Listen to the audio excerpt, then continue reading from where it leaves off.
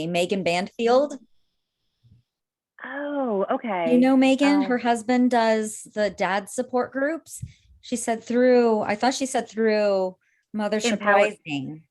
Oh, maybe through postpartum. Oh, it Sorry, I could. just had a look. Oh, maybe, because Uh, she sent me the article that Katie had sent out, or the post that Katie had sent out, and she's like, two of my favorite people. So, no, that's awesome. We've been lucky enough since we started like our, kind of coming out into the world last huh. year, like just to meet so many. I mean, part of my favorite personal experience has just been meeting everybody because Yes. everybody's doing such cool things. Uh-huh. And just seeing like where the overlap is and how I can learn and grow. And Right. yeah, Yeah, I we just agree. yeah, so it's just that's been really invigorating and fun. And I think, Yeah. during quarantine was an extra like needed for me personally. Yeah. Yeah, no, it's been great getting to meet so many people through this whole process. And I think that you guys had actually posted my services during COVID because I was offering free lactation services during Yes. COVID. And I think that it was through Mothership Rising that you guys were posting that for me too to get the word out. So I'm like, your guys' information is so amazing. It's just so helpful for people. Well, that's what I found. Like, what was interesting is I just found how many amazing resources there are out there that are Mhm. free and low cost. Uh-huh. How many practitioners are offering sliding scale or Yeah. scholarships, right? And I think that Right. just like there's I don't know if you guys experience this just barrier to entry to Yes. support. Some Yes. of it's financial, some of it's Mhm. cultural, some of it's Yep. emotional, like mental, right? Um, and I just it's I'm passionate about finding all the ways to remove those Right. barriers for Yes. people. That's, Um, yeah, for sure. That's one of the reasons why we're doing our center all in one location because we can say, oh, I know this person personally. Let me just walk you over and meet them. And that opens the gate right there to them getting the help that they know that they need, but don't always pick up the phone to call to get it. So You we're guys, hoping can it's I going just to go help. live? This is the conversation. We're having the conversation. Oh, yeah, sorry. We're Kate. like No, jumping no, ahead. it's perfect. It's perfect as far as I'm concerned. I don't think we should stand on ceremony. I think if you want, we Yeah. can go live and then we I was can. just killing time Oh, okay, okay. Well, I'll until just the let other you. girl joins us. I But can how do just you let say you her get to name? know each It's other too. Metzli. Metzli. Okay. Yeah. No, I figured we'd just kill time until, but Yeah. whatever you want to do, I'm going with the flow. I've never done It, one of these before. So yeah. It might be good to just then we'll just wait and we can just keep talking because I do want Metzli to be here and um Yeah. I want the people who do tune in to have like a sort of a semi-professional start. So that sounds okay. Makes sense. yeah, Yeah. that makes Maggie, sense. you can pop off whenever well, actually maybe I should wait till we go live to do that. Sorry. Okay, never mind. This is the second time I'm organizing one of these and have a lot more in the future and I don't know how I'm going to get as excited honestly about the future ones as I am about this one. Um, I just admire what you guys have done so much. And Jennifer, I know on a this much of a level what it's taken for you guys to get your center open and It's get been a all lot. those people on your team. Yes, it's been so great that I've met so many amazing people that way. But we're open and we're up and running, and now Yeah, we're good. waiting for construction in our parking lot to finish before we have like a grand opening event Okay. type thing. Because there's been a lot of construction in the building, and now they tore apart the whole parking lot. It was down to dirt and repaved it, so it's going to look really nice when it's done. But parts are still blocked off and it's kind of a mess. We're like, let's not, let's wait until it looks the way that it's supposed to before we have our opening event. So hopefully that'll be end of August, I'm guessing, maybe beginning of September. So if you have ideas for things that we can do during our opening event, let me know. Oh yeah, definitely invite the midwives and you could I don't know, find a way to help Oh us offer yeah. something, but Sure. Yeah. Well, I mean, if anybody wants to show up and talk about their services to anybody who comes, then, we're all for that because we want people to get the help that they need. And we want them to have access to all of the services, not just ours, the ones that Like we want to have a network, a network. So if Right. it's something we don't have, we can say, oh, well, we know exactly where you can find that. So we're kind of like their one-stop shop for where do I find this resource instead of having to look and go down lists of people. We can say, here's a smaller list to start you off Yeah. and try this first. And if this doesn't work, we'll expand. So Yeah. I don't know if you saw my question, Jennifer, in the thing I sent you or the yeah, outline. But probably because it gets for you, what I really, really want you to talk about, what I think what stirs me is that there's a couple things about that. It's like, what difference does it make to have all those people in one place? Are Mhm. you actually integrated? Are you asking your clients for permission to share information among providers? Uh-huh. And Yeah. and then how does it feel to be among those providers Right. who has an actual support team? And Mhm. what difference does that integration make for the Yeah. family? Yeah. I just Mm. like, don't tell us, Don't but tell you yet. Okay. I can't wait to find out. And Can't it's wait all to very find much a out. work in progress because we're trying, we're going to take some time to figure out what's working, what's not working, because we want people to get the help Yeah. that they need. Yeah. And like Laura was saying, there are barriers. There's so many barriers. So we're trying to make access and we haven't started our nonprofit, but we're starting a nonprofit to try to get, to make the services more accessible to everybody, because it shouldn't just be for Awesome. the people who can afford it. It should Yeah. be for anybody who needs it. So we're trying to find ways to supplement services and programs and even the fun classes and stuff. Cause everybody likes to do mommy and me yoga. It Right. shouldn't just be the ones who can afford to do the class. So we're Totally. trying to make it all like very accessible for anybody. Yeah. And I don't know if Lactation, it's a barrier. So oh my God, it's such a barrier for yeah, lactation. yeah, so sad. I don't know if you've talked to or have any connection to Allison Tartari over at Tourmaline Collective No. in Pacific Beach, but that's what they did Yeah. as well. They started Tourmaline Collective and a nonprofit. And Oh, of yeah. course, the nonprofit is meant to create funds so that they can help people who otherwise wouldn't have the resources. Right. Yeah. Yeah. Yeah.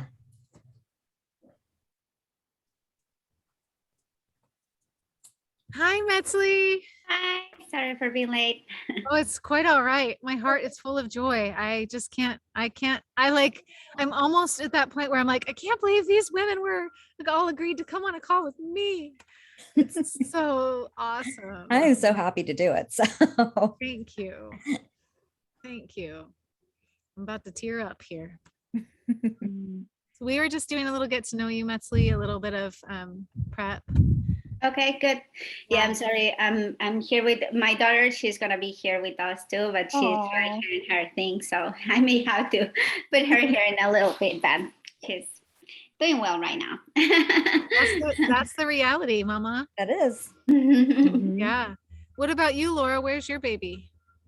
So we have a babysitter today. Oh. So yeah, but he might come in at some time because we are still nursing and we can't, my commitment is to nurse on, demand, I guess, for lack of a better word. So some of those things, meetings included, I'll just shift the camera a little bit. But I do love that, I was just sharing with a friend this morning, like how cool it is to be part of a community that is able to integrate the job and role of mothering my son. So, in this way. And that's pretty special to have him see that it doesn't have to be separate. And I think there was even, I don't know if did you guys see the picture going around of, there was I don't know if she was a sportscaster, somebody like on TV who, like a news broadcaster, like a morning person who had her son there, or baby, I'm not sure, had her baby, and her baby was pretty new and her baby needed to be breastfed. And she brought her baby on camera. That's amazing. And just it's amazing. It's amazing. And she had a big full breast of, it wasn't like there was no sling over her. There was nothing. Oh, wow. There was just yeah. I wish that And were just the norm. That'd be so amazing. Yeah. So kudos to everybody. Everybody's balancing a lot, no matter how we're doing it, right? Mhm. Yeah. I just came to a realization in the last few weeks, like, I think it was you, Jennifer. I think I was on the phone with you when I like had the aha, like we Yeah. are actually the pioneers of a reweaving of the family, like of where we're not having breastfeeding be shameful, and we're not having like a postpartum that's unsupported and everybody just tells you to suck it up. Like we are the pioneers of a future that actually includes babies and moms, and like where that support is held at a premium. People think that that's important. So Mhm. I'm super excited about what we're putting in place for the future. Yeah, it's exciting. I mean, moms kind of do it all, don't they? Yeah. They kind of do everything. So to be able to have the support that they need to balance all that, because it's, you have to find that balance. You have to be able to still work and take it. And there was a meme that went around that was, what did it say? It was, I'm not going to be able to remember what it was, but it had something to do with parenting or mothering like we don't have jobs and having careers like we don't have children, kind of thing. Like just the balance between the two is non-existent sometimes. So being able to Good one. support people to be able to do all of those things in a society that, it's not realistic for everybody to be a stay-at-home mom, or, moms have got to still work. And I just wish everybody would be supportive of whatever any mom is going through. It's like, if she's a stay-at-home mom, yay for her. If she's a working mom, yay for her. If she's breastfeeding, bottle feeding, let's just support each other instead of causing all that mom guilt and that mom shame that goes around. It's like, you don't know people's backstory and you don't know why they are where they are. So let's just give them a pat on the back for making it through the day. and being willing to sacrifice so much of like anything, Yeah. be able to do it. All right. Yeah. It is 2:00. Okay. So I don't know about you, Metzli, but I just am already inspired and like just fired up, ready to do this. Does anybody have any concerns before we go live? Anything you need to express? I don't think so. Okay. All right, Maggie, here we go. Maggie is on as our assistant. She'll be popping off once we go live and monitoring the Facebook.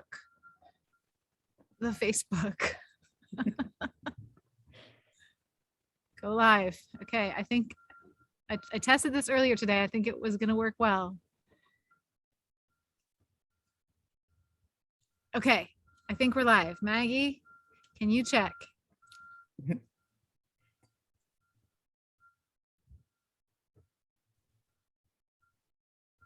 Oh, yep, it showed a little. All good. Yay! Okay, we did it. Oh, hi, everybody. Hello. Hi, Jennifer, Laura, Hi. Metzli. Thank you, ladies, so very much for taking the time to do this. My name is Kayti Buehler. I am a licensed midwife and the founder of an organization called C Midwives. Our purpose is to make midwifery care more visible to the general public so that the kind of care we give can be spread to a larger number of people, because it's incredible. And I want to introduce these amazing women. For those of you who are just joining us, welcome. So Jennifer Gathman, am I saying that right, Jennifer? It's Gathman. Gathman. That's how most people pronounce it, though. So Well, I even got it wrong the other day. I was like, Gotham. I was like, oh, that's a cool name. It's Gotham. I get Gotham a lot too. Very common. Jennifer Gathman is a registered nurse, lactation consultant, and most recently a founder of Love Strong Wellness, which is a new postpartum center in Rancho Bernardo in San Diego County. At Love Strong Wellness, they are incredibly fulfilling a dream of an entire team of postpartum support providers for women and their families. So they have services, programs, and resources to support women and their families with all the postpartum support experts that new moms need in a safe community that is free from judgment. Welcome, Jennifer. Thank you. Yeah. We also are here with Laura Emanuel, the founder and CEO of Mothership Rising. And if y'all haven't checked out Mothership Rising app yet, go download it right now. Wait, keep watching, but then go download it. It's a free app that makes it easy to organize and mobilize your community to support a new parent when they come, when a new child comes into their life. The mission of Mothership Rising is to surround mothers with love, encouragement, and support in the 4th trimester. Mothership Rising is like a meal train for emotional support. It's phenomenal. It's a groundbreaker. And finally, and certainly not least, Metzli Lopez Torres. Oh, Metzli, I wanted to ask you, how do you say where you were born? Jalapa. Jalapa. Metzli was born in Jalapa, Veracruz, Mexico. She got her bachelor's degree in social anthropology in 2006 and her master's degree in 2010. She's been working professionally in topics related to childbirth, pregnancy, and postpartum with an emphasis in traditional Mexican medicine, traditional midwifery of Mexico, and feminism. In 2013, she funded Luna Mama Healing Services, which is her current business. She moved to the United States in the summer of 2014 with her family, is the mother of 3 children, and is currently serving the families of San Diego in person and virtually, and to people around the world as a lactation educator, birth keeper, sobadora, traditional Mexican postpartum care provider, and educator.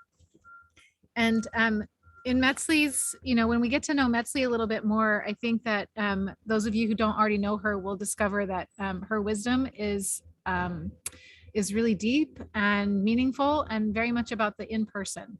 And I'm super excited that we have sort of like, we have the tech world with Mothership Rising, and we have the very individualized, deep dive into mother health with Metzli. And then Jennifer's like the in-person center with a lot of different providers. I'm so excited about this today. I couldn't be more honored that the 3 of you were willing to come on this call. Thank you.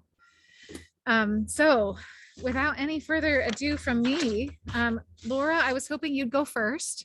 Ever since I first saw Mothership Rising, I have been like, I feel like I'm your biggest fan. I would love to hear you talk more about your vision. On the bio that you sent me before this call, you said Mothership Rising is about normalizing receiving support. Through the use of an emotional support calendar, friends and family sign up on the support calendar to be the support person for the parent.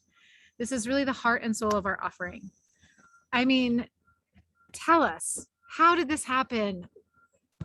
Like, what do y'all do? So I think the first thing to put into context is like, I came to parenthood, mamahood later in life. And I think from my experience, there were a lot of challenges with that.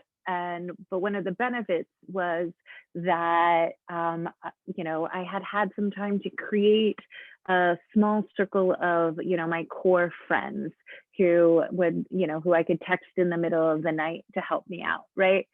And not all of them were moms.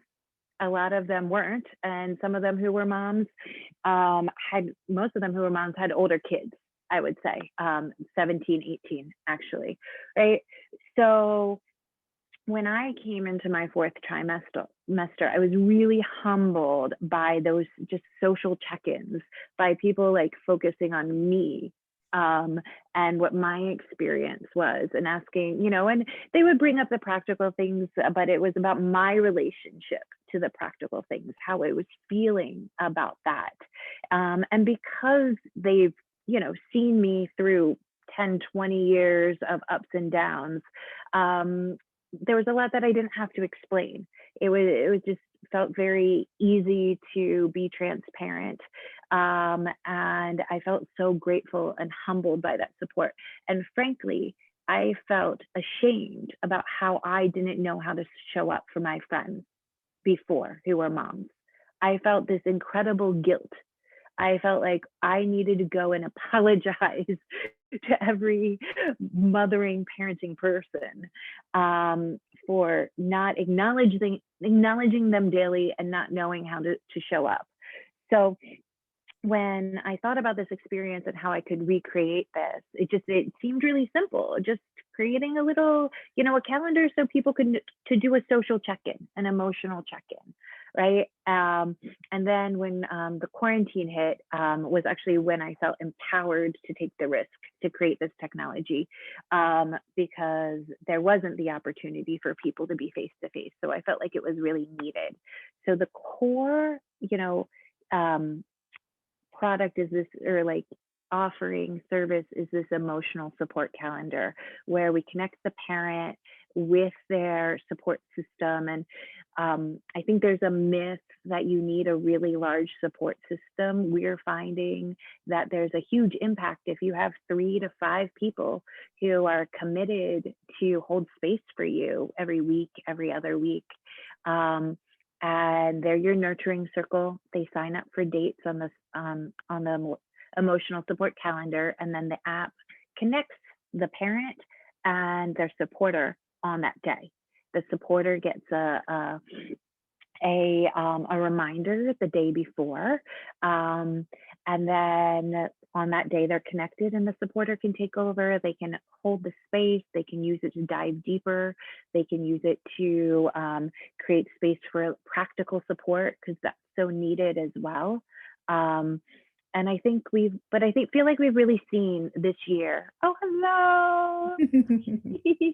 Hello. I think we've really seen, and just this week, right, how emotional support is can be the foundation for somebody to receive mental health support, right? We've seen it on a national, global level. What happens when a person says, I need to take time for myself? We've seen that there have been people who have been vocal advocates and vocal disruptors for people, and the power of that. And so I'm just really passionate about emotional support and practical support, and trying to remove those barriers to make it easier. So the second part is really connected more to practical support, which is our support wish list.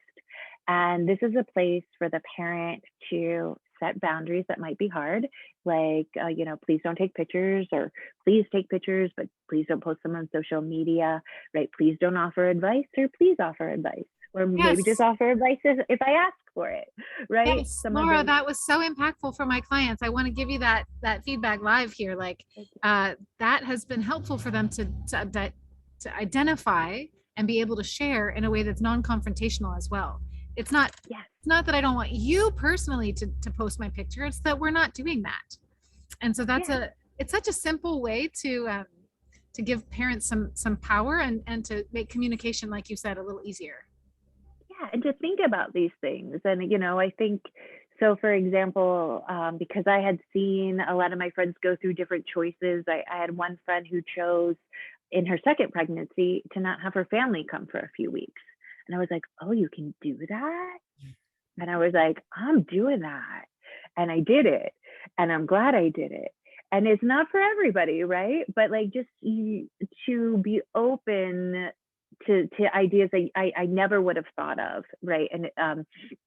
And to find ways to communicate them just without the stress that sometimes we feel setting boundaries. And then there's also opportunities to ask for support around food, around running errands, around household chores, around advice and recommendations for fourth trimester professionals.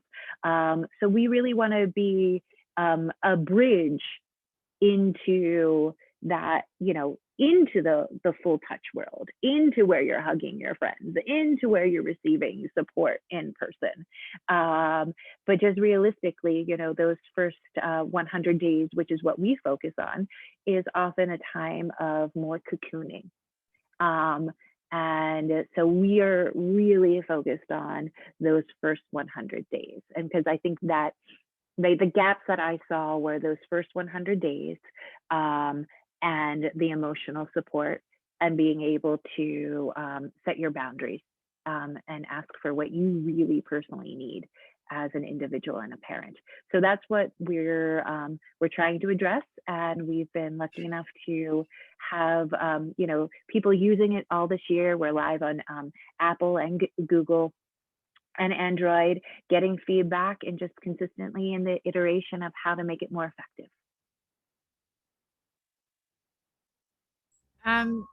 I am curious if Jennifer or Metzli have anything that sparked for them from what Laura just said. I do actually have a question, because that resource is so valuable to so many people, because, and I don't know where this came from, but I hear this from a lot of moms, that they feel like postpartum, that they are supposed to just tough it out, that they are supposed to be able to do it on their own, do it independently, not need or ask for help. Do you have any idea where this, because that's not the way birthing was supposed to be. Women are supposed to be surrounded by their support system and not have to do it alone. So I'm curious if anybody's heard where that whole thought stemmed from, why women feel like they need to be so independent in that postpartum period. Capitalism. Yeah. Right? That makes sense. Our value has become about what we produce, how Mhm. much money we bring in, and what we look like. Very, very true. So as we've shifted in those values, Mhm. first of all, we're more isolated, because Mhm. we have to move where we can make the most money, Mhm. right? We're more isolated because we're concerned about, working a lot. And so our relationships are based just where we can fit them in, or who we see at work, right? Which might not be aligned with our core values all the time. And then there's not that time and space to honor this transition, any transition, Mhm. right? Think of the transition, like really the transitions, we don't create space for it, because the focus is on the next thing. Right. So that's my belief. Those are my assumptions, and I'm kind of in the process of exploring if those assumptions are valid and how to change those. Right.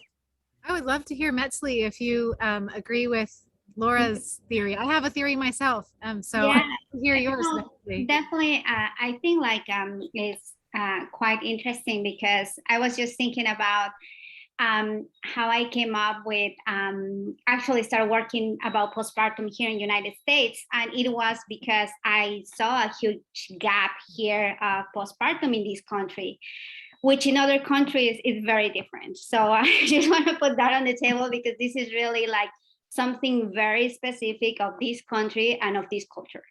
Other countries, we live postpartum in a very different ways. And we have our family. I mean, your mom, your aunt, anyone goes to travel, and they travel to where you're living at, and they're with you, and they take care of you during 40 days, basically, or at least 1 week or 2 weeks. But they understand how sensitive is this time of in a woman's life. So they just, because they have gone through that, and also because culturally there is this part of this support, right? So we kind of families, they also have a different relationship than families here in the United States. So I will say that, at least in my experience, it's definitely a cultural thing of here. And I'm really happy to see that it's shifting right now, and maybe going back. I honestly don't know the history of kind of womanhood and, all of these different stages of women's life here in this country, but and I'm pretty sure there was a time where it was different, and definitely, yeah, during all this time of all of this transition of women going out of their houses, and like all of this change that the feminism actually brought, which is a huge thing and it's amazing. But then it kind of, closed the door to other things that basically got lost there. And then now it's just important to, I will say that, start talking about, well, maybe what got lost in this transition, and what is important to get back to it, which I will say postpartum is one of those main things in motherhood. Because I think that also is not about only postpartum, it's about how this country understands motherhood, which is honestly terrible. I mean, it's like you're a mom and you're any other person. I mean, it doesn't matter. It's just like a question of, is your decision, is this individualistic way of understanding motherhood, when motherhood never, never, never is an individualistic thing. It's totally the opposite of being individualistic. But this country says like as that. So I just think that I will say it goes more toward that way. And but yeah, I definitely saw that when I came here, and I'm glad to just sharing this with all of you guys and see that, you know, we are just working from different fields, just trying to to fill that gap that like I don't know how many thousands of women that are going through every single day, and that is just, you know, it's a thing that just a few of us, we are working on it. Yeah, I agree, Metzli. I think that from my experience talking with all of my clients, overall, I would say that it feels like almost none of them have this as part of their consciousness yet. Even though I'm working with home birthing families who otherwise, you know, they're very educated and very integrated into chiropractic and acupuncture and whole foods, and they're good at taking care of themselves, and yet this consciousness about the postpartum is still like you said, very individualistic, and it takes a lot for me to the breakthroughs are when I can say, okay, there's this postpartum support healer, and here's what she does. Her name is Metzli, and here's what she does. And there's this app, and it's called Mothership Rising, and here's why it's amazing. And there's this whole network of postpartum support providers, and here's how that makes a difference. So that's so like again, I just feel like we're in this place of starting to reseed the ground with this new or old awareness. Can I tell you guys my theory? Yes, please do. Okay, my theory is close to Metzli's theory. My theory is that that we as a country are by and large immigrants from other places in the world. Mm. And in the process of immigration from those other countries, we left our grandmothers behind.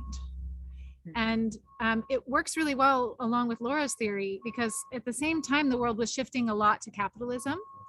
And so if we had brought our grandmothers and our midwives with us, maybe we would have maintained that that understanding that the postpartum really foundationally requires that integration with your tribe or your community or your village.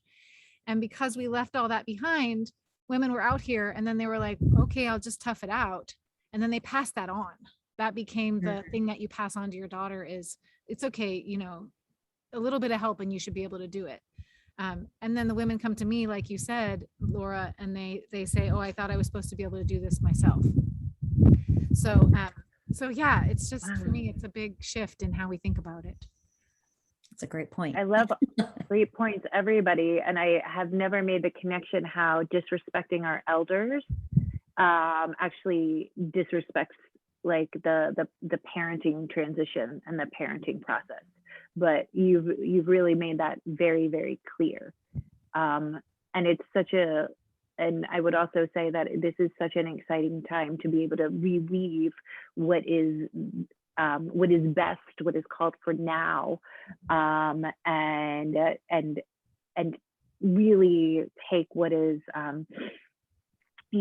what speaks to each, the benefit of the individual kind of perspective is that we can say we're going to work with what you need specifically, right? And I think that's what is one of the best things now, right? But to bridge from the individual to the community, I think is the real opportunity of this time.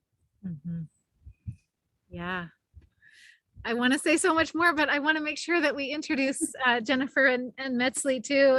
And so I'm gonna move us along. So Metzli, when I was getting ready for this, I started to read more on your website because we talked on the phone, and I know you from the community. And so I went to your website to look for words, and I was like, I can't even begin to pick which parts of the words on your website I should use for this, because they're so touching. All of the words on a very short website were very touching. And I think that's sort of how I feel when I'm with you.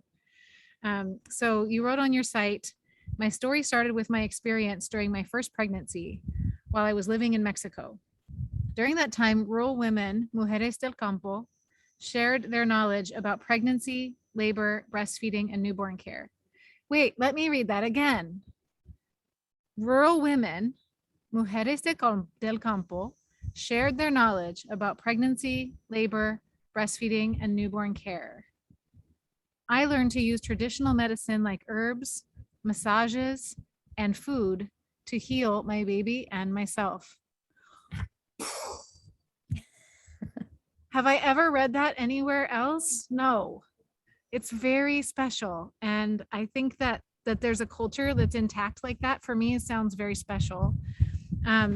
You went on to get a BA, a master's, and had also extensive experience working, researching in women's health, pregnancy, traditional midwifery. And then you write, you found your true vocation, providing services during all stages of a woman's life. So when I read that true vocation, it evoked for me how I feel about being a midwife. And I wondered what it means to you. What does it feel like to have a true vocation? And when you say Indigenous women in Mexico and other cultures have understood that the uterus is where women's energy resides, any part of any of that you want to talk about and what you do and how it integrates, I think is wonderful. Sure. So actually what you say about, how that connects with you with being a midwife is what connects with me with midwifery. And this is because I started all of these trying to, or my path it was to be a midwife too, right? So it was just like but at that time in my hometown, there were no schools for be a midwife or anything like that. It's very different the way that you learn to be a midwife, like 20, 30 more years ago. Right now there are schools, but before that it was just going with a traditional midwife and just learn from her. I mean, that's the school. So it was, and that's what I did for many, many, many years. I trained myself as to be a midwife like that. And I think it was actually I came to this country planning to be a midwife too. So that was like my whole plan the whole time. But then once that I was here, everything changed just based on, like going to a different country, and not only I have to learn the language, but have to learn all the cultural things, and everything was a big shock for me. And being a mother and just see what was going on here, it was just for me like, I think there's so amazing midwives here, but there is no people doing the work that I feel I need to do here, which is this thing about motherhood connected to nature, and motherhood connected to our bodies, and motherhood connected to like this spirituality, which is basically what midwives in Mexico, traditional midwives do. So 50% of their job as a midwife is in spiritual world. It's just like a whole different way to understand health, body, everything. It's just like, there is no labs, there is no, and it's not like that. It's just so deep in other things, in the relationship that you have with your partner, for example, right? And the relationship that you have with your habits, like things like that, which brings health. So it's just, it's the food that you eat, right? It's like the main thing is like, because you don't have resources, to buy vitamins, or like it's just so different. It's just so different. So of course you do, or they learn to do what they can with the resources that they have. And I think like that definitely is like what I learned and what I did in my own experience, or I have been doing as a mother, also to try to be really connected or rooted to my own environment, to understand like here in San Diego, for example, right? How the season changes, how, like fruits are available in different times, all of these things are really makes you live in a different way. And to really also, I will say, the time is different. It's just so different too, right? So there is no this thing of 6 weeks postpartum appointment and you're fine and just go and do everything and you can exercise and return to your life. And, it's just like, it's not like that at all. It's like they're telling you all the time, all those midwives, like, don't move. You need to rest. You need to recover. You need to eat well. You need your chicken soup. You need all kind of broths are really rich in protein. It's just like I don't know, like really the time is so different. And I think once that you start really understanding how the time and your season and your body and nature and everything is connected, it makes sense. So it starts making more sense, because then you're not in this rush of the time or of this rush of checking in, checking out. It's not those kind of things. It's really sync with your own body to understand what you need. And that goes from when you are young to when you are an elder woman. So it has to go all the way. And that's the reason why I I don't work only with I have definitely spend, and most of my work is related to fertility, pregnancy, childbirth, postpartum, lactation. But definitely I like a lot to work, for example, with young girls to understand, their menses or, their moon, to understand their body, to really start syncing with it. Because once that you start having a good relationship with your womb and a good relationship with your menstruation and a good relationship with all of these, then you can avoid so many problems.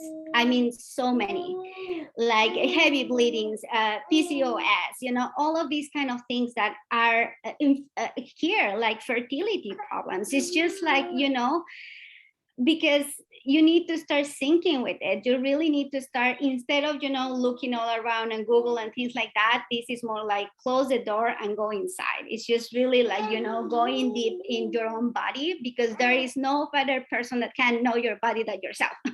That's like the truth, because your body is yours. I mean, we don't need to go to, to any, we just really need to sync with what is going on with ourselves to say, maybe, I have been drinking enough water, or maybe I haven't, I have been stressing way too much, or things like that, and that it's making me have these terrible headaches. It's just, everything is just so connected.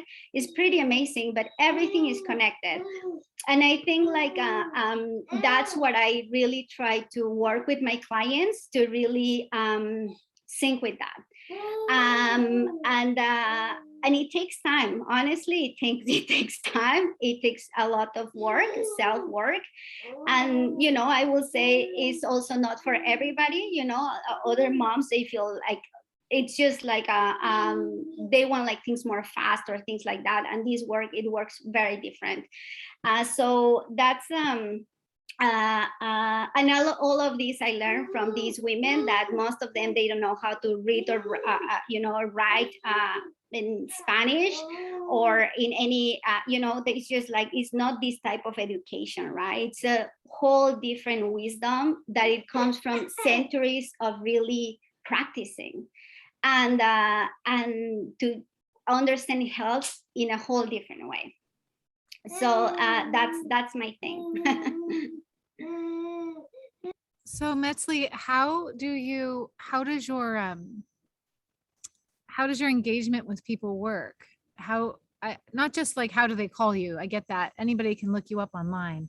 But what I mean is, how does the relationship function? What do you say, okay, it's $250 for 2 hours? Because I'm guessing that's not you. So here is kind of like the thing, right? I definitely, what I try to work is what I call myself more is like kind of the English word will be like a body worker. but I'm more like in what we will say in Spanish or in Mexican culture specifically will be sobadora, which is a specific type of Mexican massage. We will say like, you know, there is Thai massage and, you know, Swedish massage and all of these. There is Mexican massage, and that's what I do. And this is because so what I do is basically work on the person's body, and most of them there have been women. And then and based on that, we kind of plan what it needs to be done. You know, because it's just really hard to also say like a package, right? Like it's just because at least where I see it, it doesn't work that way, right? And even with women that they come with me with fertility problems, for example, it's like I always say, like, you know, you're not gonna find like in 6 months you're gonna get pregnant or things like that. This is your commitment with yourself. It's not mine. I'm just a facilitator with all of these, but actually it's your commitment with you and your health. So it's really like, you know, it doesn't have like a time. Again, is this thing of the time, which is very different. And of course I can support postpartum, which is I do this like ceremony and all of these things.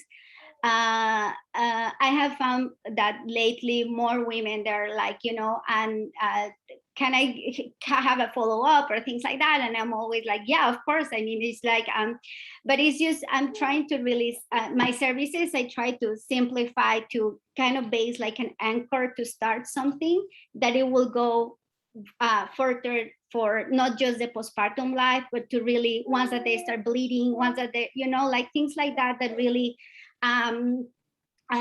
it will go beyond just one simple, or not simple, one stage.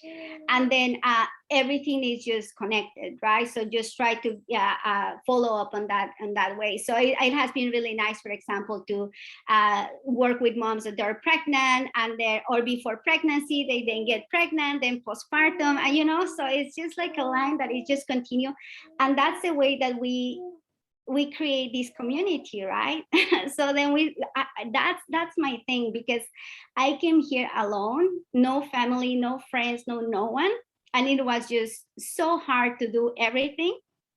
And I knew that I need to build community, and that's my thing. I like to build community, and everything that I do, my friends that I have here and everything, it's about that. Is that we are not alone. We should not do this alone or individually. I mean, in this, it just by ourselves. We need community, and that's my way to create community here too. So it has been just perfect. One of the things that I love about being a midwife is that exact thing. Like, I feel like I actually have a big, wide community, and it really fills me up. I don't care that it, like, you know, in sort of the Western model, we're not supposed to be personal. What? No, it's very personal.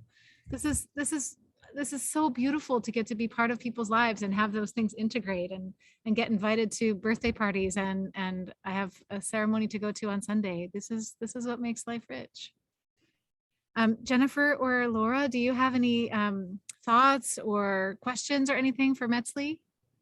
Yeah, I do. Something that bubbled up for me was when you were talking about the going inside, right? And the checking in with our own body's wisdom, and just how powerful that is. And I was wondering if you could just talk a little bit about how you encourage the people that you work with to actually practically do that, and how to do that in this, like, you know, in this busy world where there isn't a lot of time. People think, and so if you give them any kind of practical advice or tips on that. Yeah, so you can ask most of my clients. They always get like once that we're done with the session, they basically get like some recommendations of things to do, and one of those, it's definitely going out to nature. I mean, I know it's just so hard, but it's just so important. and just don't really here, for example, in San Diego, that we have the beach, or maybe, you know, if people want to go to the trails, that's also a good option. But just anytime that at least maybe once a month, or one time that this person can do it, just really go there, find a place where it syncs with you, that you feel like that you feel comfortable, sit there and just sit, feel the sand. If you're in beach, watch the ocean, and all the information will just start getting into you just by really no thinking on anything, just being there, just being present.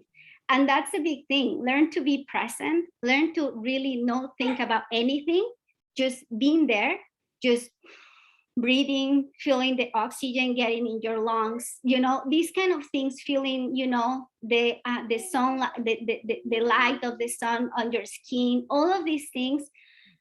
It changed so much, everything, our cells, basically, I mean, everything. And these simple things can be done, but we just need to find that space just to do it.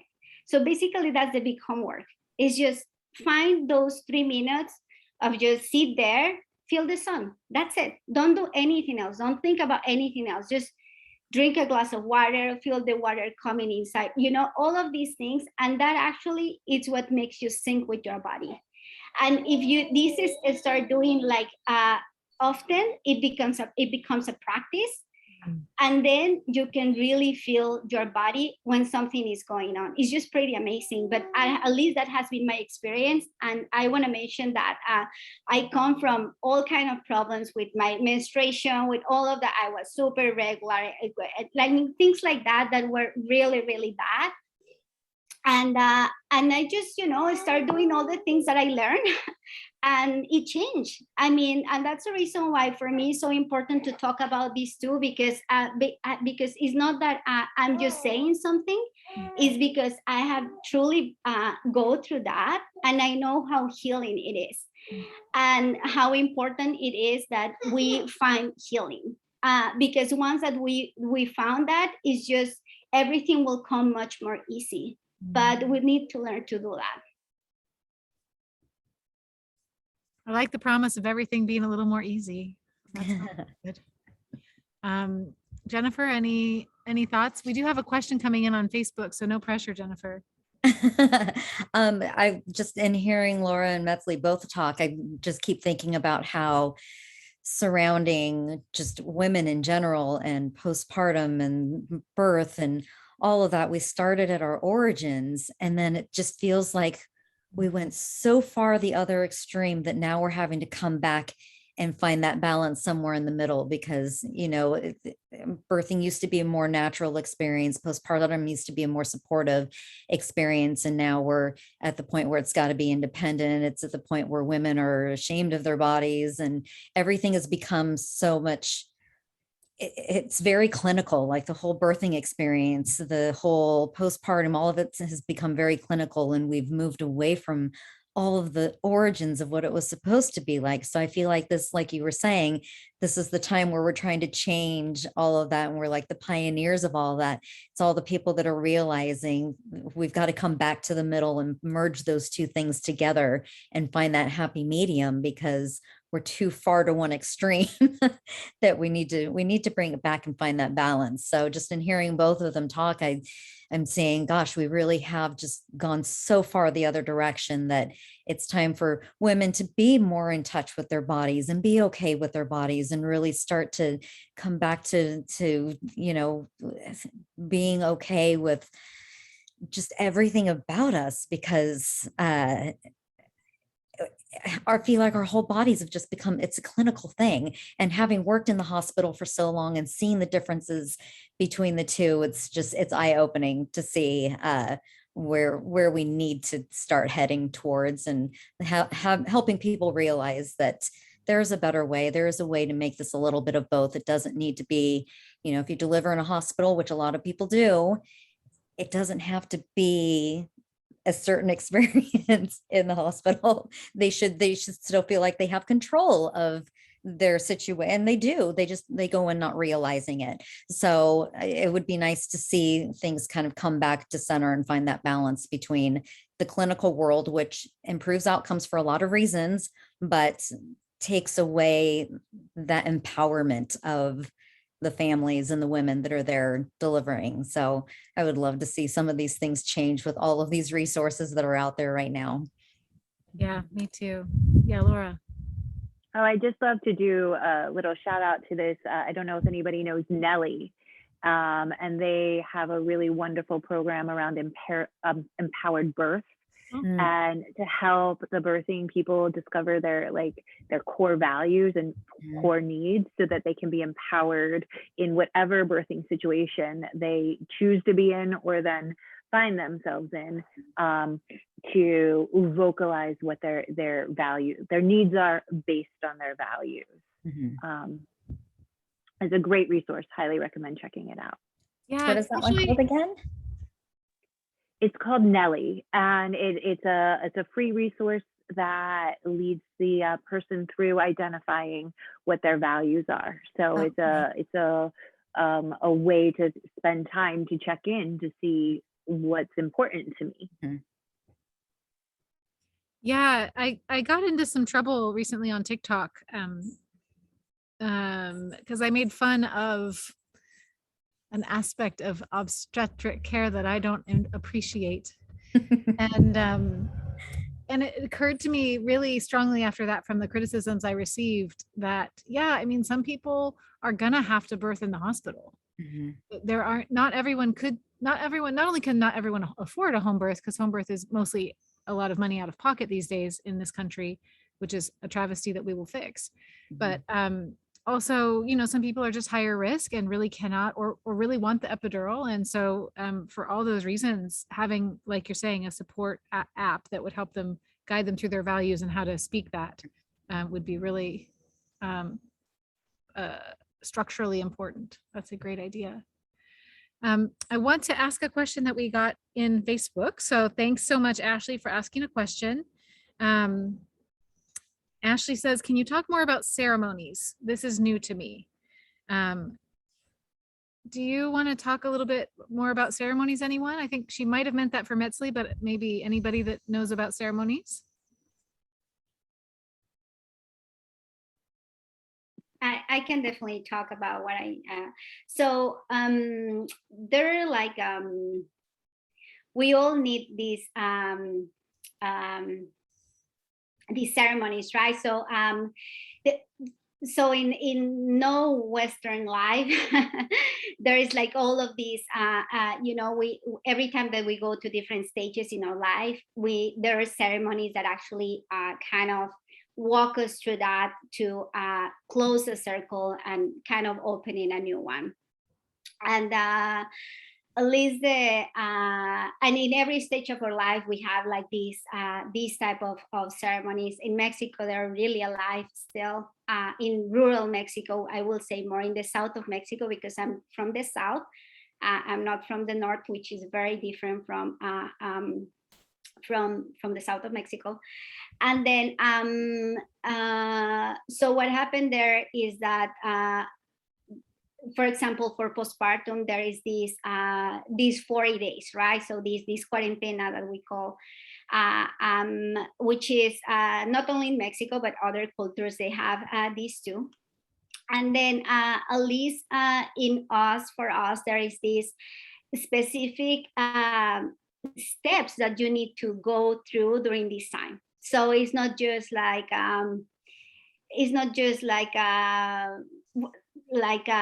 you just have a baby and then just figure it out. It's more like okay, so now you are not pregnant anymore, so you need to, you know, go through these steps now as a mother.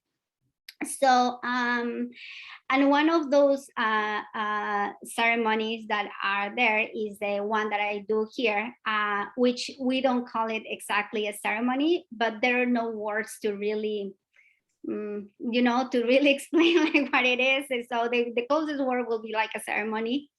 but we don't call it. If you go to Mexico and you talk like, what's the ceremony for postpartum? They're gonna be like, there is no such a thing, because there are no words for that, right? So it's a cultural, those things are different. So during this so-called ceremony, that is the way that we can learn here in English and in this country, is it's actually so you are care for other women, which is basically like what we can say here a little bit like a postpartum doula.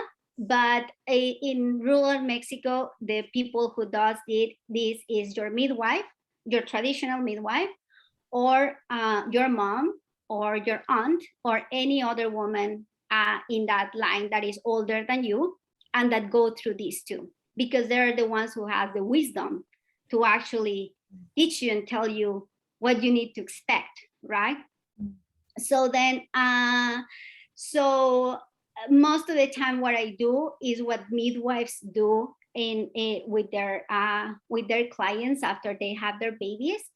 And is this it's like includes like a herbal bath, and includes this sobada, that is this body work that I do, and includes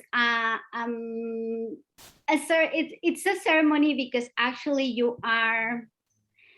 you're processing your birth, because birth, even if, well, I don't know, but at least in my experience and in most people, the people that I have talked that they have babies, home birth, hospital, at any other settings, birth it's a big thing. I mean, it's just, it changes so much that sometimes you don't know how to process that. It's just like, because for us and in our culture, when you have a baby, you're walking in that limbo between life and death. So it's like that. So you can go one way or the other one. And we understand birth as that. And this is something that here is so hard to understand and so hard to accept even, right? So, but for us, it's just for this relationship that we have with death, I guess it makes easier. But anyway, so when we have a baby, the idea is that we're walking in this limbo, and we need this ceremony of this therapy to kind of bring back that woman to this world, to this living world, even if she's alive, but help her spirit to come back here, so then she can embody her body as a woman, as a mother.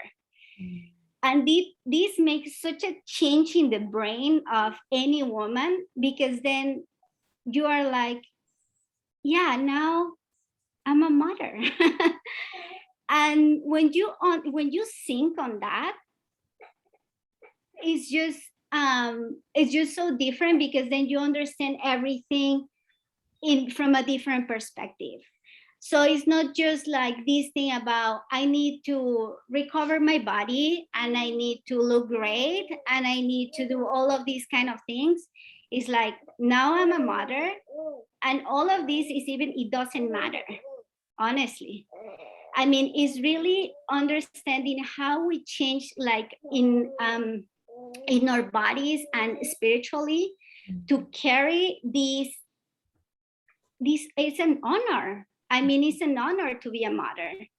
And then, when these midwives, they talk about that during this time. So that's a precious thing, right? So you get wisdom.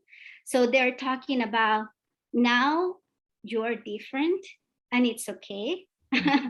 And now you're gonna go through things that are gonna be hard, but you're gonna make it, right? And and so it's just this. So that's what I do. That's what I do when I work with my postpartum moms, and we have a conversation, right? So we are doing all of this herbal thing, all of these things, but we have a real conversation about what is to be a mother. And what it comes from all of us, because that's what I learned from these midwives, is that we are not alone. We need to care for each other. So basically, what I do in these ceremonies with these women that I charge, because I charge for this, I bond with them. Mhm. And I promise that I'm going to pray for them because that's what I do. Mhm. And they're going to be in my prayers for the rest of my life. And if they need me, I'm going to be there for them because it's not a job. It's beyond the money. It's not that.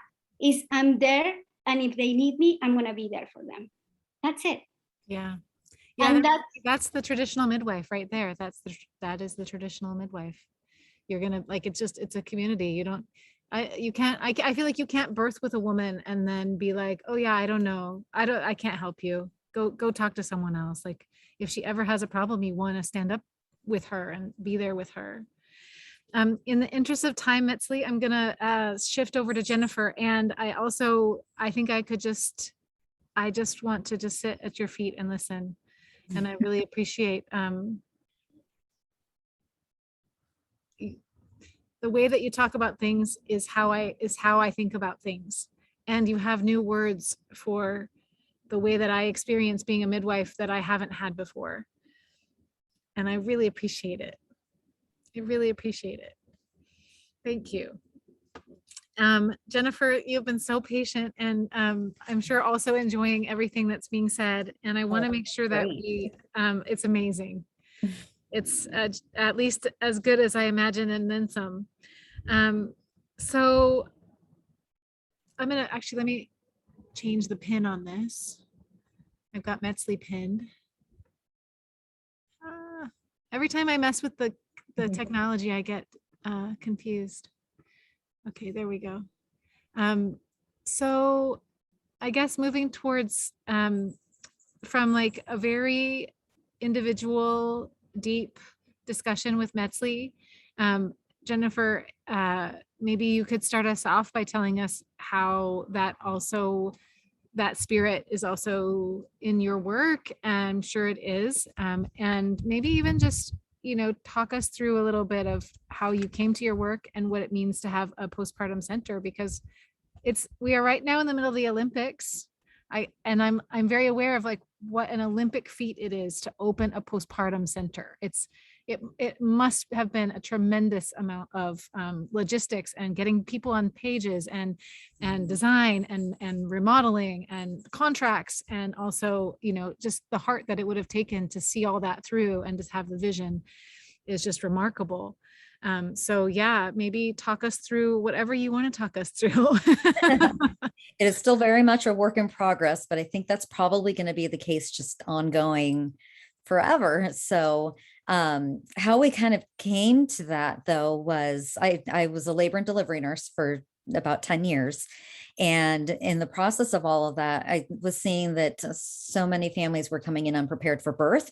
And I thought, oh goodness, we need to provide some better education, some realistic education for families. And I always knew my next step I loved being a labor and delivery nurse, but I always knew my next step in my career was to be a lactation consultant because I felt very tied to the breastfeeding experience. And I knew that there wasn't enough support for breastfeeding in the community. So fast forward, I became a lactation consultant. And as soon as I hit the postpartum world, because labor and delivery is a very narrow look into that whole experience for people. So by the time I hit the postpartum world, it really hit me that there was a huge gap in the postpartum support, and the wheels started turning from the very beginning that, gosh, how do we make services more accessible to people? How do we make it easier for people to gain access?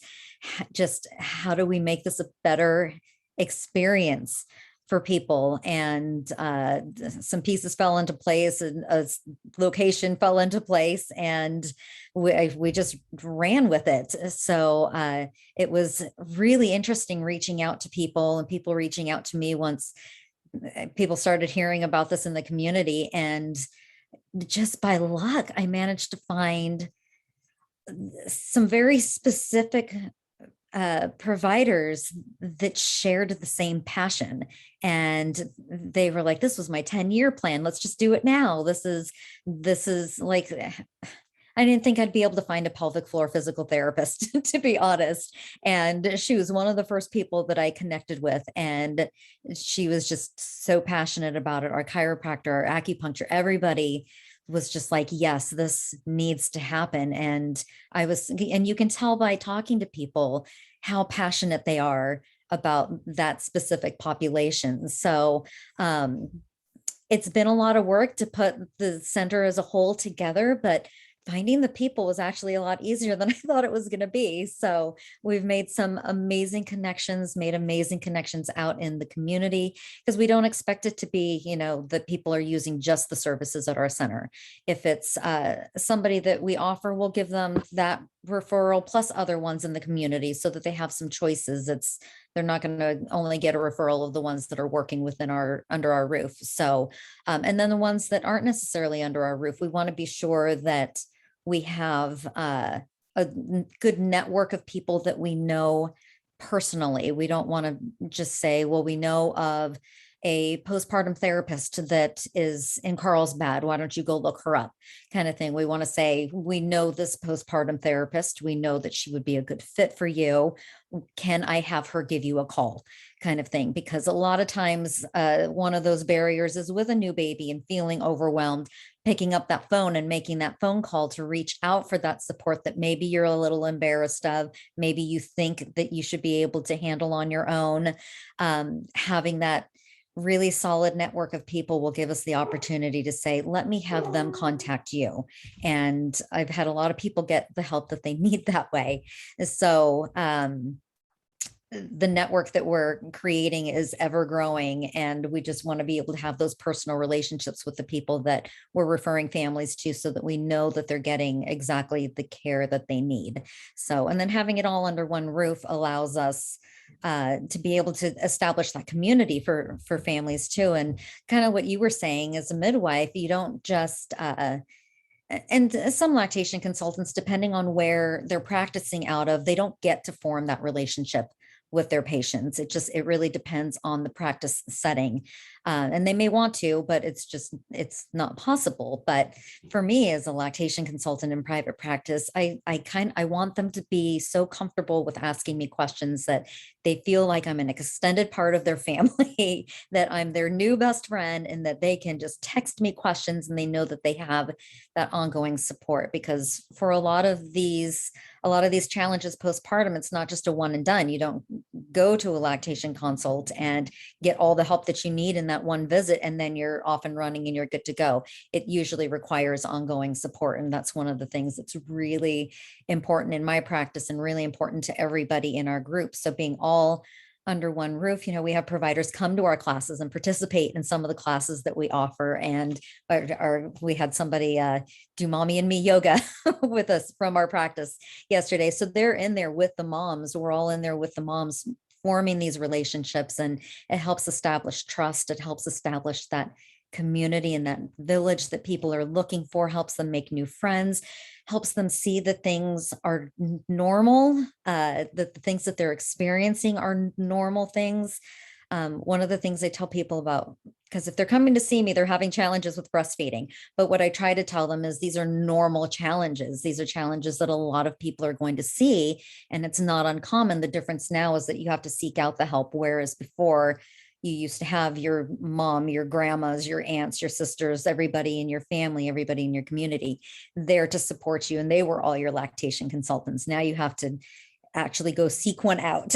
So, we want moms to know that some of the things that they're experiencing, they're not alone, and being able to bring them all together, because we have all of these services and all these providers, but we also have classes and support groups and free events and just things to bring people together to meet other moms and sit and chit chat with the providers. And just, we're really trying to reduce some of the mom shaming and the mom guilt. Like we have and I don't even want to call it a breastfeeding support group, because I want moms that are bottle feeding to come too.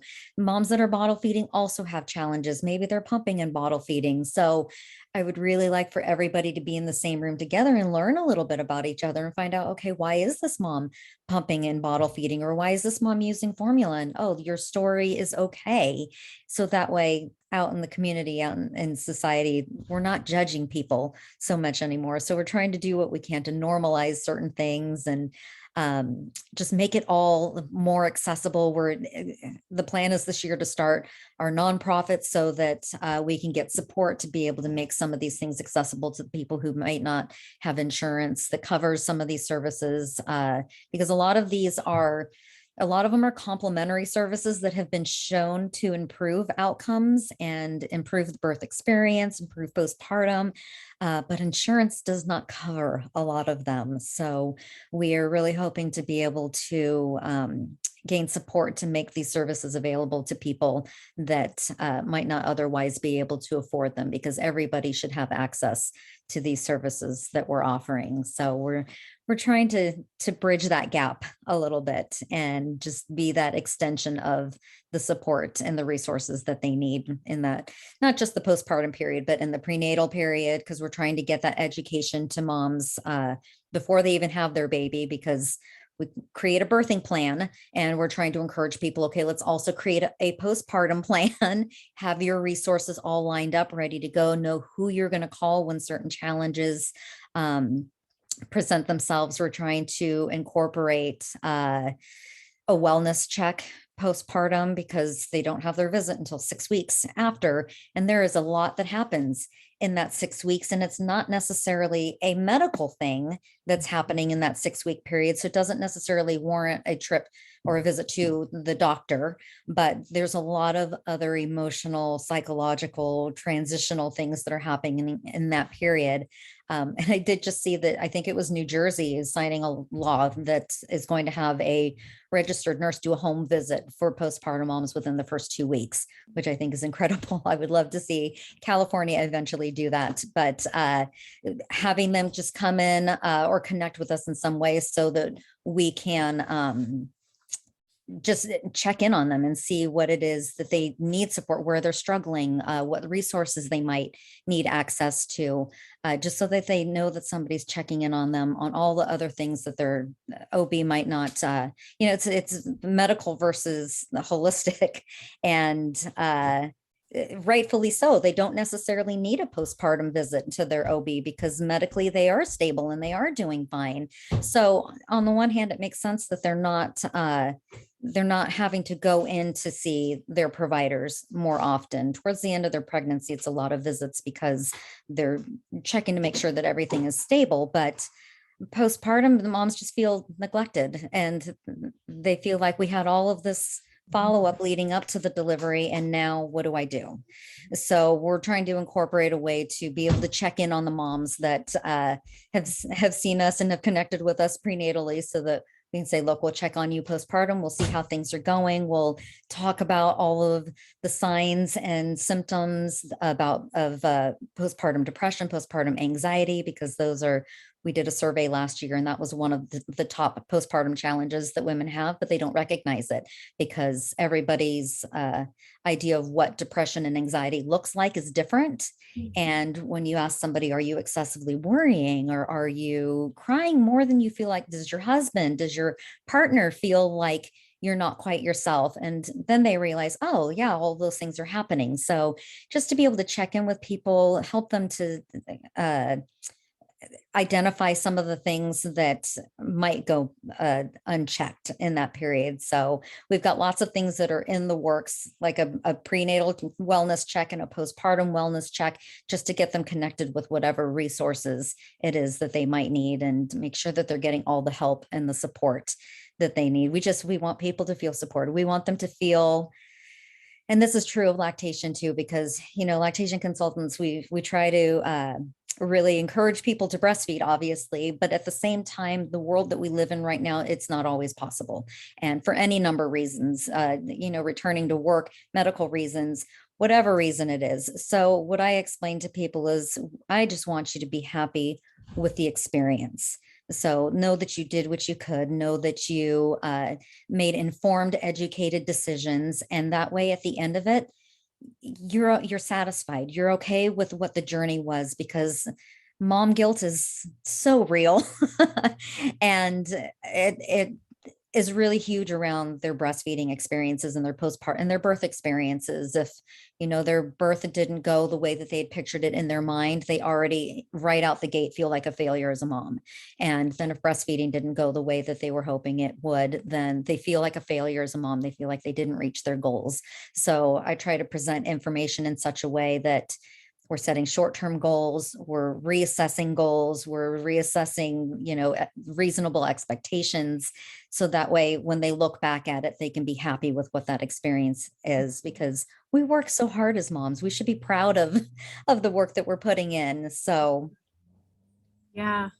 I heard a lot of links to what Metzli was saying. I heard a lot of links to like this aspect of community support and of building in those people into your life. This is not what you said, Metzli, but of building the people into your life that can really like provide, because it's not, I had a baby and then I saw my provider and now I should be all better. Like there's really just so much room in there for pelvic floor therapist, for yoga, for moms community, for moms to get together and sit and to hear the wisdom of the experience of just being in that moment in their life.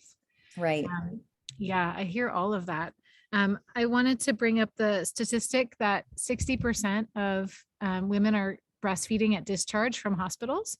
60%. To me, that's a deplorable number. Yes. I'll tout home birth midwives. For us, it's 95% at 6 weeks. Okay. So the difference between 60% at discharge, which is like day 2, and 95% at 6 weeks is the support in the middle. Yes. It's not the Absolutely. hospital birthing moms are like, I don't care, I don't want to breastfeed. No. That's not it.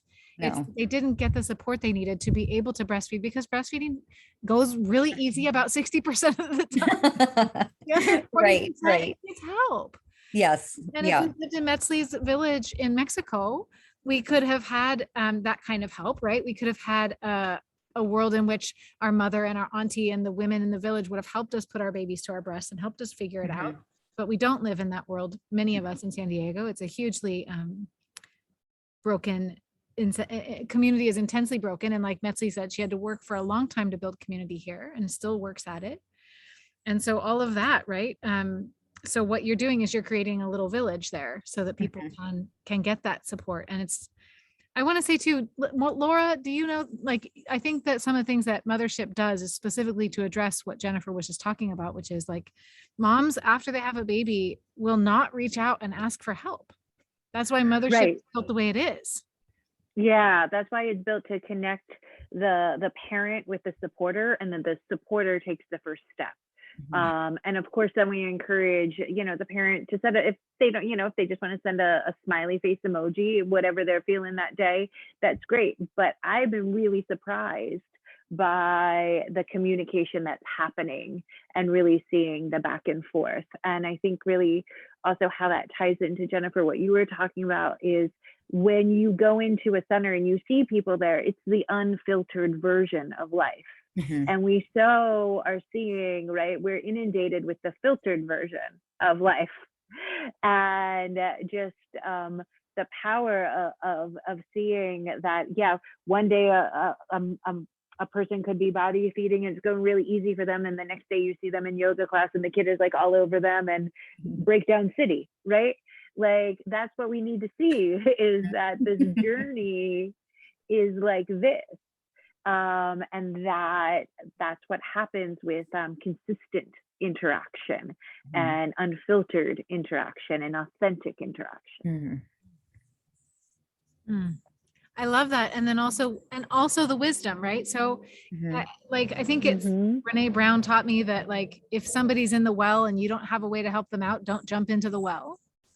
Like it helps to have the professionals available who like also know how to guide you through. And a lot of times moms will do this for each other. I'm not saying that they won't, but sometimes I think it helps to have that, like Metzli was saying, was it Metzli or Jennifer? Like, this is normal. This is not, I've seen this 500 times, and it's not comfortable, but it's hard, but you can do it. That's what Mhm. you said, Metzli. So yeah, it's really good to have that, like you're saying, like the community and also the people who can guide you on the path. Mhm. And also, I would just like to add to elevate our caregivers to like this professional status that they really deserve abundance and to be, to be paid. Because I think that that's another like gap in the culturally here in the United States of America, is that we don't provide like support, and then we want to underpay the professionals who have this wisdom to provide support. So I think that that is also a real value of of creating this community of professionals, is right, we're elevating that wisdom, Mhm. and we're saying how valuable that wisdom is to our society. Right. Yeah, I agree. And that's a lot of what our center is trying to do, because we do have the providers that have the extra education in women's health and prenatal and postpartum, but at the same time we're bringing in, for the support groups, we try to get pregnant moms into the support groups too, so that they can see other moms breastfeeding, because Yeah. there were so many moms that I would come across that had never even seen another mom breastfeeding before. So it's very much a combination of making sure that the right information is getting out there by the providers. Kind of we've got like a Facebook group that people can ask questions on, and so we can moderate some of that information to make sure that accurate information is getting out there to people, but then they can also hear other moms' experiences as well, and that way they're getting a wealth of information to be able to make their own decisions for what's going to work best for their families. So it's all about balancing the evidence-based stuff, and not making it too clinical, and keeping it still holistic, and the anecdotal, the real life experience, and blending that all together so that moms are getting well-rounded support that way. Metzli, I had this sensation that you were going to say something. Yeah, well, I was just thinking about just what Jennifer said, and this important part of you have a center like this, and just this kind of work is also this part of matching what the moms need, or this person that is going through postpartum needs, because there is, well, I think like one of the good things about here is that there is such a abundance of providers, and like all kind of things that you can, it can fit so many perspectives and ways of living and things, right? So, and I will just kind of like anecdotically, like share that. Yeah, I remember also going to postpartum with a postpartum mom, but this was a lactation support, and actually this mom need other type of person helping her, that it wasn't me, because I'm a whole different thing, right? I mean, I'm just go through different layers, things like that, and she need all the science and all of this and all of that, which I have, but honestly that's not my thing. So for me it was breastfeeding also is a different thing too, right? So so it was just interesting to, and it was actually a recommendation from because no, she's just great and things like that, and then you got a person that actually it wasn't for her. So kind of it went well, but actually once that I follow up, she looked for a different person, and I felt like such a relief, because I was like, yeah, I mean, definitely we it was just like our language, our conversation, everything was just like so apart. And it's just so important also to have just a person that, or these centers that actually can match you with someone that is gonna give you that type of language that you need, because also that's a big thing, right? So sometimes some people need a specific type of experience in languages, and other people need other things, and that's fine. I mean, I think there is no problem with that, and it's great that we all are diverse and that we can provide all of these huge amount of services and things for all these kind of people that are looking you know, different things too. So I just want to add that it's great that there is a center like this. Yeah. And then we turn to like, I feel like in the capitalist system, you have to pay for all these parts. You have to pay for me as a midwife and Jennifer and Metzli. And with the Mothership Rising app, I actually don't even know what it costs, Laura. I've tried to kind of get in there, but I haven't figured it out. But anyway, but the thing is, then you're also recruiting your community to help you. And I encourage my clients to recruit their community early in the pregnancy, like as part of like starting at 20 weeks, we start talking about how to recruit their people. And from what Metzli, the thing that I'm riffing off of that you said was like how people talk to us. Like I prefer my best friend over a lot of people. So if she was going to come and talk to me, if I wanted someone to come check in on me every day, it would be her. So, so Laura's app does that. So we have this, I'm so excited about this conversation because we really do have these different ways of people really like weaving in the parts that make sense to them. And that we're saying out loud to each other that that's really important, that we have that kind of integration from our community, from this local healers, from the, and just the acknowledgement that moms, like, you guys, isn't it like the most all-consuming job you've ever had? It's the most all-consuming job. Shouldn't the whole community who is benefiting from this life that you're giving, that the whole community should then be supporting the creation of that life? Well, that's one thing that I'm really passionate about, is this idea that healthy parents create healthy families, which create healthy communities. Right. And so doing like that core work with yourself, which is not always easy and can take a long time and is not often Instagrammable through a filter. I think we need that support there. And our app is free, and we're committed to always having a free version of our app, because we do think that access to our communities, to those relationships that you have built over time, right? It's something you've already put the investment in, and we want to support that. But I think that it's on a social level, it's this responsibility to support the birthing person in their birth process, in their fourth trimester, or really any person who becomes a parent in any way that they're becoming a parent. Is something that I think society has been built on this for thousands and thousands of years of honoring that parenting transition. And it's exciting to be part of this revolution that's coming back to that. Yeah. Couldn't have said it better myself. That was awesome. That was awesome. And like Metzli said, like in these villages, this stuff is still centuries old. It's still centuries. And I loved how you said it, Metzli. It really struck me because as a midwife, I've been practicing for I've been practicing being in birth work for about 14 years. And I'm noticing like how much depth I have and how much more ability I had than when I started.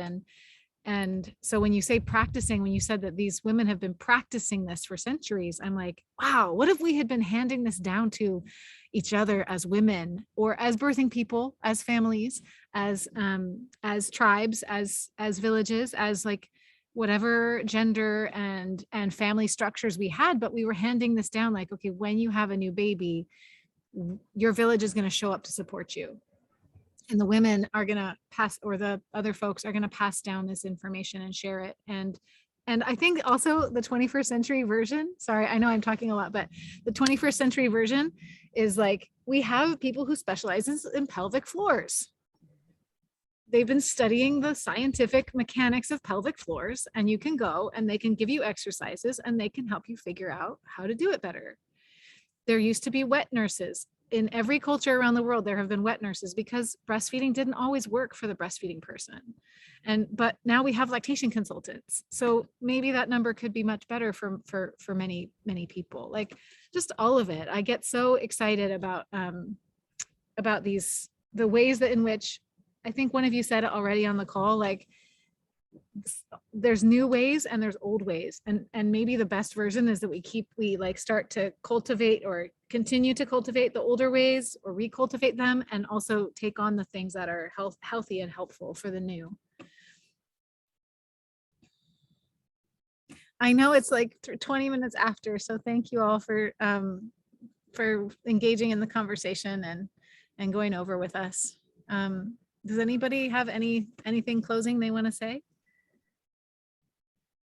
Just No. thank you so much for including us in this. This is amazing because it's all information that very much needs to get out into the world. So Yeah, it's so fun. I keep trying to figure out how to package it in like Instagrammable bites so it can keep getting, and I see that you're doing that, Laura. I see your like little parts, and I'm like, okay, that's how you do it. So you know, I'm gonna use all the tools to help this be the way. And I appreciate that you all are using your tools, and just deepest thanks. This is so fun. I want to keep talking, and I have so many questions still for you guys. So maybe we can do this again another time. sounds good to me. Sure. So also I want to say thank you, and it's so good to, you know, share with all of you. And yeah, I mean, we are all definitely working toward, I feel like, the same purpose in different ways. And that's the thing, right? So that's important, just to lift each other also, and just to say like, we can do it. Yeah. So just continue doing the work, and also honor ourselves as mothers. I know that, you know, that's also an important part. So it's always good to, you know, share also from our bones, right? And then but yeah, so thank you for the invitation, and more than happy to do this again. Yeah, thank you so much. This has just been so inspiring. I am inspired by each of your stories, and it just really speaks to me the power of storytelling. And when we get to be seen by each other and heard, and then seen by ourselves in that way. So that's a real gift to both give and receive. So thank you. So beautiful. So beautiful. I got so many insights from today's call. Or whatever this thing is called now. So yeah, thank you all so much for doing this. And I guess we'll just close and say thank you so much. Thank you. Yeah. I'm gonna stop the recording. I don't know, how do I do that? Oh, I have to go off of live on Facebook, stop live stream, and then stop recording.